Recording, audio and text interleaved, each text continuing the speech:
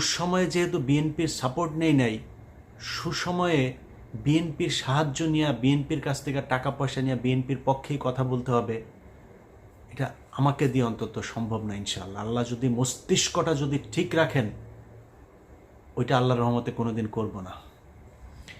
এই মগজ বিক্রি করে খাবো না। যেটা মনে করি, যেটা চিন্তা করি, ওইটা মৃত্যুর আগ পর্যন্ত ওই জায়গাতেই থাকবো। বাংলাদেশের মানুষ শেষ দিন পর্যন্ত দেখবে ইলিয়াস হোসাইন যেখানে ছিল সেইখানেই থাকবেন।